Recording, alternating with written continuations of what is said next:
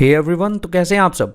आज जो हम केस डिस्कस करने जा रहे हैं वो अपने टाइम की एक ऐसी जजमेंट रही है जिसने कई फिल्म्स को इंस्पायर किया है। जी हाँ, कई मूवीज़ को इस जजमेंट का रेफरेंस लेकर बनाया गया है। अब ये वीडियो आप लोगों के लिए देखना इसलिए भी इम्पॉर्टेंट हो जाता है क्योंकि यहाँ हमें कल्पेबल होमिसाइड एंड मर्डर के बीच का डिफरेंस देखने को मिलता है। हर एक चीज़ को ध्यान से समझेंगे, वीडियो पूरा देखिएगा। सबसे पहले इस केस का नाम देख लीजिए, KM. Nanavati versus state of Maharashtra 1961। देखिए, ये जजमेंट इंडियन लीगल हिस्ट्री की one of the most popular and important judgments में से एक है। तो कौन कौन सी पार्टीज इस केस में एग्जिस्ट करती हैं ये भी जान लेते हैं। सबसे पहले आप देख सकते हैं के.एम. नानावती जो इस केस में है पिटिशनर। दूसरी है नानावती इज वाइफ जिनका नाम होता है सिल्विया नानावती। तीसरे हैं प्रेम आहूजा, ये इस केस में ऐसे पर्सन हैं जिनका अफेयर था सिल्विया नानावती के साथ, मतलब के.एम. नानावती की जो वाइफ है उनके साथ इनका अफेयर चल रहा था। अब इस केस से रिलेटेड कुछ फैक्ट्स भी देख लेते हैं। के.एम. नानावती की फुल फॉर्म है कवस मानेकशॉ नानावती, जो कि थे एक naval commander in the Indian navy. अब के.एम. नानावती 1949 में मैरिज कर लेते हैं with a girl name Sylvia. KM. Nanavati 1949 में एक ऐसी लड़की से शादी कर लेते हैं जिनका नाम होता है सिल्विया। फिर के.एम. नानावती एंड सिल्विया के 3 बच्चे भी होते हैं। ये बेसिक फैक्ट्स काफ़ी इंपॉर्टेंट है आप लोगों के लिए जानना। एक दिन होता क्या है कि सिल्विया जो कि वाइफ है नानावती की, वो नानावती से ये चीज़ कन्फेस करती हैं कि उनका एक्स्ट्रा मैरिटल अफेयर चल रहा है और वो इलिसिट इंटीमेसी में इंडल्ज हैं प्रेम आहूजा के साथ। देखिए, इलिसिट इंटीमेसी का सिंपल मीनिंग होता है एक ऐसा सेक्सुअल रिलेशनशिप जिसके बारे में किसी को ना पता हो, बेसिकली जो कि सीक्रेटली प्रैक्टिस किया जा रहा हो। अब ऑब्वियस सी बात है कि नानावती सिल्विया का ये कन्फेशन सुनकर खुश तो नहीं हुए होंगे। कन्फेशन के जस्ट बाद नानावती नेवल स्टोर से झूठ बोलकर यानी फॉल्सली प्रिटेक्स्ट करके एक रिवॉल्वर और उस रिवॉल्वर की कार्टेजेस ले लेते हैं और फिर नानावती उसी रिवॉल्वर को लोड करके निकल पड़ते हैं प्रेम आहूजा के घर की तरफ। जैसा कि आप सब देख ही सकते हैं, जब नानावती आहूजा के घर पहुंचते हैं तब वो प्रेम आहूजा से ये पूछते हैं कि क्या तुम मेरी वाइफ से शादी करोगे और क्या तुम मेरे बच्चों का ध्यान रखोगे। तब प्रेम आहूजा एक बहुत ही हैरान कर देने वाला स्टेटमेंट देते हैं। वो नानावती से ये कहते हैं कि क्या मैं हर उस औरत से शादी कर लूं जिसके साथ मैं सोता हूं। जी हाँ, काफ़ी ऑफेंसिव स्टेटमेंट दे देते हैं यहाँ प्रेम आहूजा। आप इस चीज़ का भी ध्यान रखिए कि इस स्टेज ऑफ टाइम पर नानावती की रिवॉल्वर लोडेड थी। फिर क्या था, दोनों के बीच हीटेड आर्ग्यूमेंट होती है, एब्यूसिव वर्बल एक्सचेंज होता है और फाइनली नानावती प्रेम आहूजा को शूट कर देते हैं।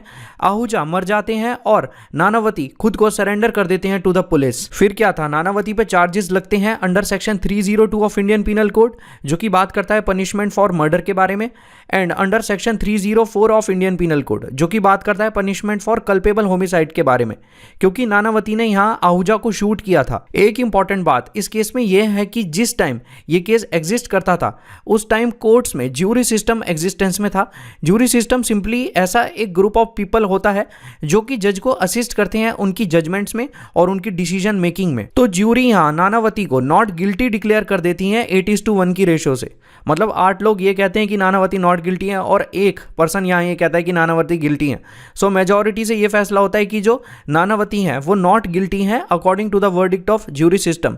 लेकिन इस केस में इंटरेस्टिंग टर्न यहाँ तब आता है जब सेशन जज एग्री नहीं होते ज्यूरी के इस वर्डिक्ट से और सेशन जज इस केस को रेफर कर देते हैं in the Bombay high court. जब ये केस बॉम्बे हाई कोर्ट को रेफर किया जाता है तब बॉम्बे हाई कोर्ट की डिवीजन बेंच नानावती को गिल्टी डिक्लेयर कर देती है under section 302 of Indian penal code and Nanavati को इंप्रिजनमेंट फॉर लाइफ का सेंटेंस सुनाते हैं। और बॉम्बे हाई कोर्ट ज्यूरी का प्रीवियस वर्डिक्ट जो नानावती को नॉट गिल्टी डिक्लेयर करता था उस वर्डिक्ट को डिसमिस कर देते हैं यहाँ बॉम्बे हाई कोर्ट। जब बॉम्बे हाई कोर्ट नानावती को सेक्शन 302 के अंडर सेंटेंस सुनाते हैं तब नानावती अपील करते हैं in the honourable supreme court और वो एक स्पेशल लीव पिटीशन फाइल करके और उसी सेम टाइम में नानावती यूज करते हैं article 161 of the Indian constitution का, जिसके अकॉर्डिंग वो एक एप्लीकेशन सबमिट करते हैं टू द गवर्नर। मतलब जब बॉम्बे हाई कोर्ट ने नानावती को गिल्टी डिक्लेयर कर दिया था तो उसके बाद नानावती स्पेशल लीव पिटीशन भी फाइल करते हैं ऑनरेबल सुप्रीम कोर्ट में और उसी सेम टाइम में वो एक एप्लीकेशन भी सबमिट करते हैं to the governor article 161 of the Indian constitution का यूज करके। देखिए, जैसा कि मैंने आपको बताया था कि कवस मानेकशॉ नानावती ने article 161 of the Indian constitution का यूज करके एक एप्लीकेशन सबमिट की थी गवर्नर के पास। आर्टिकल 161 क्या कहता है ये चीज़ जानना भी हमारे लिए काफ़ी इंपॉर्टेंट है, तो ये चीज़ के बारे में बात कर लेते हैं। आर्टिकल 161 सिंपली बात करता है power of governor to grant pardons.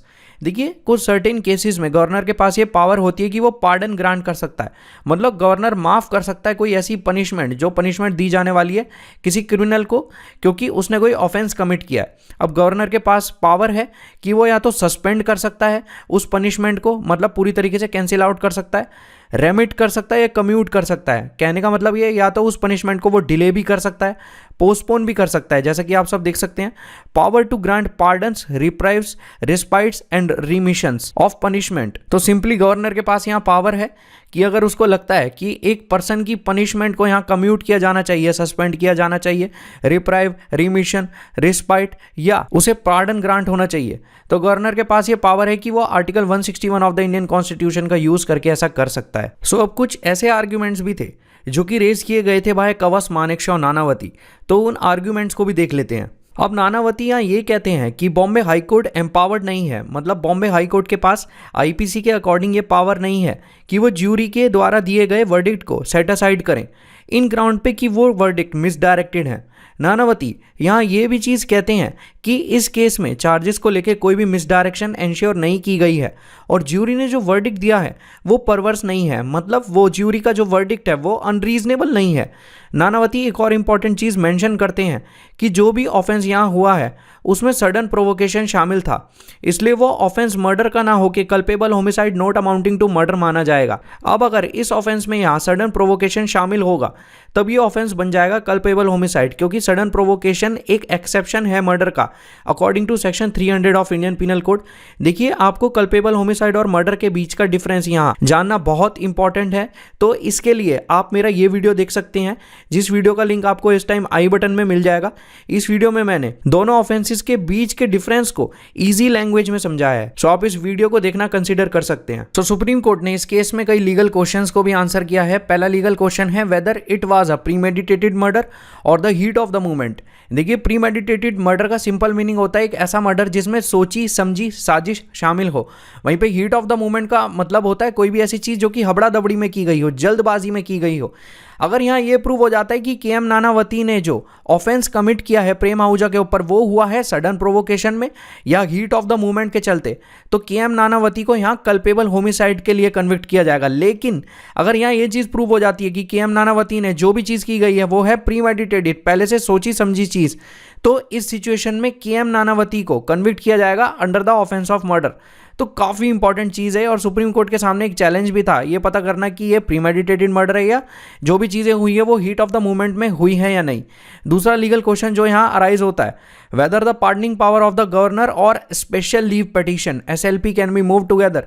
जैसा कि मैंने आपको बताया था पीछे कि जो के.एम. नानावती है उनको जब बॉम्बे हाई कोर्ट वर्डिक्ट सुना देता है, उन्हें कन्विक्ट कर लेता है अंदर section 302 of Indian penal code, तब वो एक एप्लीकेशन डालते हैं गवर्नर के पास article 161 of the Indian constitution का यूज़ करके, वहीं पे एक स्पेशली पिटीशन भी फाइल कर देते हैं वो ऑनरेबल सुप्रीम कोर्ट में। तो क्या ये दोनों चीज़ें जो की है रेमेडी के लिए के.एम. नानावती ने, ये दोनों चीज़ें साथ चल सकती हैं? ये भी पता लगाना था सुप्रीम कोर्ट को इस केस में। इस चीज़ का भी आंसर सुप्रीम कोर्ट आगे देते हैं। So finally honourable supreme court अपना जजमेंट देते हुए ये कहते हैं कि स्पेशल लीव पिटीशन और pardoning powers of the government एक साथ ऑपरेट नहीं कर सकती। अगर स्पेशल लीव पिटीशन फाइल की जाएगी तो गवर्नर की पार्डनिंग पावर एग्जिस्ट नहीं करेंगी। दूसरी इंपॉर्टेंट चीज की सुप्रीम कोर्ट अपील करते हैं, मतलब सही ठहराते हैं बॉम्बे हाई कोर्ट की जजमेंट को।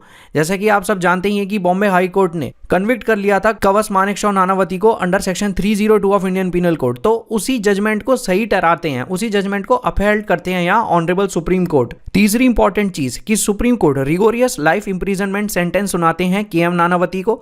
अब सुप्रीम कोर्ट अपनी जजमेंट के पीछे के रीजंस देते हुए उन लीगल क्वेश्चन को भी आंसर करते हैं जो इस केस में एग्जिस्ट करते थे। ऑनरेबल सुप्रीम कोर्ट सिंपली ये कहते हैं कि जब सिल्विया ने नानावती को अपने अफेयर के बारे में कन्फेशन दिया था और जब प्रेम आहूजा का मर्डर हुआ था, इन दोनों चीजों के बीच सफिशिएंट टाइम लैप्स था, मतलब काफी समय था जिसमें नानावती अपना सेल्फ कंट्रोल रीगेन कर सकते थे। तो ये केस सडन प्रोवोकेशन के अंडर फॉल नहीं करेगा क्योंकि तब इतना समय था जिसमें नानावती खुद का सेल्फ कंट्रोल वापस रीगेन कर सकते थे। सुप्रीम कोर्ट ये भी कहते हैं कि नानावती ने आहूजा से ये पूछा कि क्या तुम सिल्विया से शादी करोगे और तुम मेरे बच्चों का क्या ध्यान रखोगे, जो ये दर्शाता है कि नानावती अपना सेल्फ कंट्रोल रीगेन कर चुके थे और वो फ्यूचर के बारे में प्लानिंग कर रहे थे और उन्होंने अपने आप को मेंटली स्टेबल कर लिया था। इसी वजह से ये ऑफेंस ना ही हीट ऑफ द मोमेंट में हुआ है और ना ही ये ऑफेंस सडन प्रोवोकेशन को एंश्योर करता है। तो इसलिए ये ऑफेंस फॉल करेगा under the category of murder, not culpable homicide. इसीलिए कवच मानेकशॉ नानावती को सुप्रीम कोर्ट यहां गिल्टी डिक्लेयर करते हैं under section 302 of Indian penal code और नानावती को रिगोरियस लाइफ इंप्रिजनमेंट का सेंटेंस यहां सुनाया जाता है। सो आज का ये जो केस है वो हमारे लिए डिस्कस करना इसलिए भी इंपॉर्टेंट हो जाता है क्योंकि ये केस एक तरह का डिफरेंस दिखाता है between culpable homicide and murder. देखिए, मैं आपसे फिर ये चीज़ कह रहा हूं कि अगर आपको कल्पेबल होमिसाइड और मर्डर के बीच का डिफरेंस समझना है ईजी लैंग्वेज में, तो आई बटन में मैंने एक लिंक दे रखा है। मैंने पहले ही इस डिफरेंस को कवर कर रखा है अपनी एक सेपरेट वीडियो में, तो आप वो वीडियो को देखना कंसिडर कर सकते हैं। सो मुझे उम्मीद है आज की वीडियो आपको अच्छी लगी होगी। जिस इंफॉर्मेशन को आप यहाँ गैदर करने आए होंगे वो आपको मिली होगी। Have a great day.